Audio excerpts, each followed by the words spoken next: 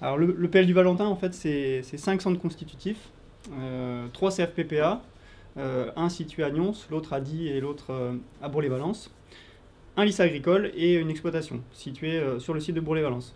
Donc l'action qu'on va présenter ici, c'est une action phare qui a concerné tous les apprenants du site de Bourg-les-Valences, donc le CFPPA et le lycée agricole.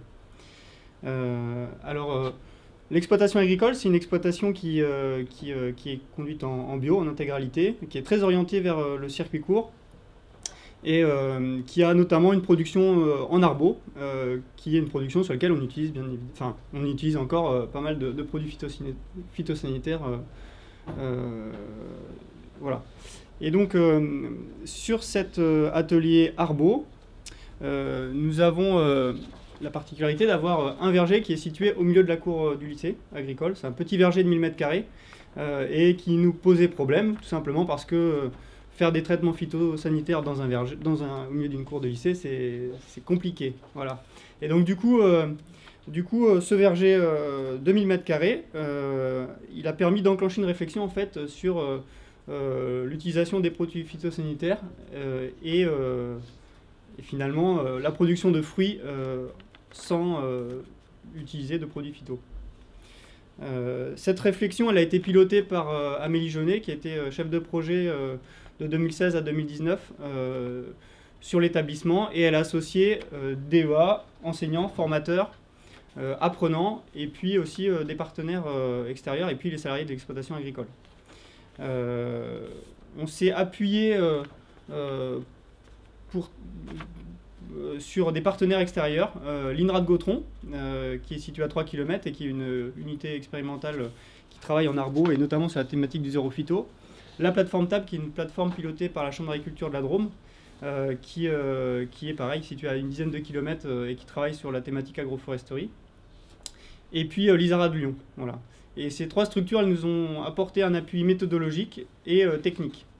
Et l'objectif en fait du projet pédagogique, c'était de mettre en place une parcelle conduite en zéro phyto, base intrant, qui soit viable économiquement, puisqu'elle doit s'inscrire dans le fonctionnement de l'exploitation agricole, et qui permet de mettre en place une pédagogie innovante avec la mise en place d'ateliers de co-conception. Voilà.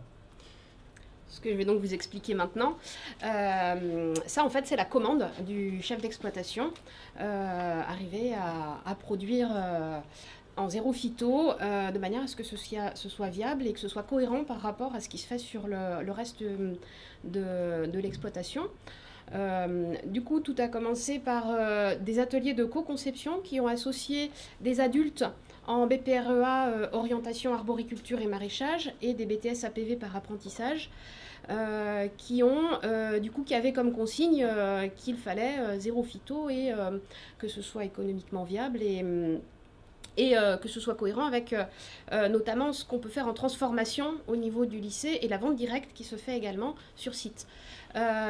Techniquement, les choix ont été d'abord larges avec différents ateliers, différentes propositions, et ça s'est soldé par des choix d'espèces rustiques et qui pouvaient être commercialisables en circuit court, donc sous-entendu avec des clients pour, il ne fallait pas avoir quelque chose d'original, mais quelque chose qui soit vendable.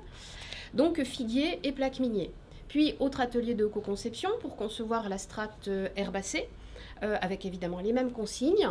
Et là, on a augmenté encore un petit peu l'échelle système avec la notion de zéro phyto, donc sous-entendu avoir des services écosystémiques maximisés sur site pour arriver à produire. Donc, du coup, choix des espèces en conséquence.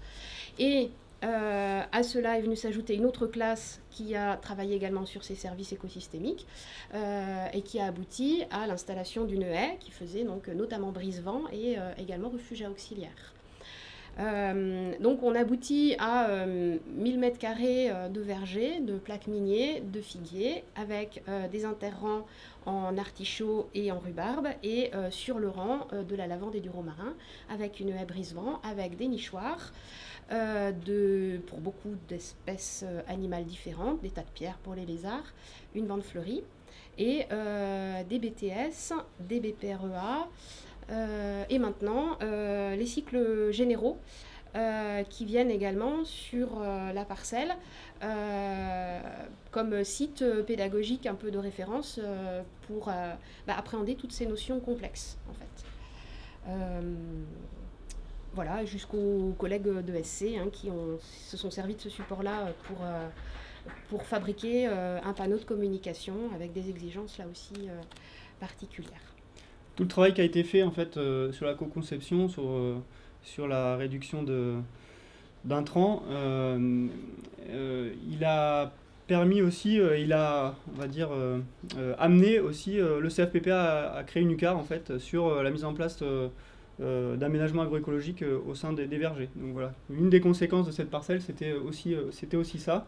Et puis c'est une route sinueuse, voilà, et c'est une route qui continue surtout. Et donc les projets pédagogiques, il y en a d'autres. Et effectivement, c'est pas que de l'agronomie, c'est pas que il y a de l'ESC, il y a tout un tas de choses. C'est aussi, on n'en parle pas beaucoup tout de suite, mais parce qu'on est dans éco-phyto, mais c'est aussi de l'agroalimentaire et de la vente derrière. Donc voilà, on voit qu'une parcelle de 1000 m² comme celle-là, autour d'une thématique zéro phyto, elle engendre beaucoup d'activités pédagogiques. Et donc c'est assez intéressant. Sur le territoire, il y a aussi un impact, et je vais terminer.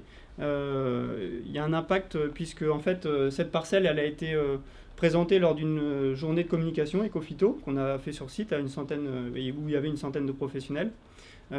Cette parcelle elle a été aussi présentée par un étudiant de BTS APV lors du salon Tech et Bio, qui est un salon professionnel qui accueille qui est présent sur le site du Valentin et qui représente 20 000 visiteurs professionnels sur 2 jours. Et puis cette parcelle, c'est aussi une parcelle qui est très cohérente vis-à-vis des travaux d'expérimentation qui ont lieu aujourd'hui en arboriculture.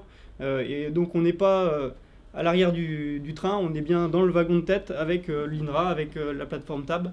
Et ça, c'est quand même très positif et c'est un signe fort qu'on montre aussi pour les professionnels du territoire.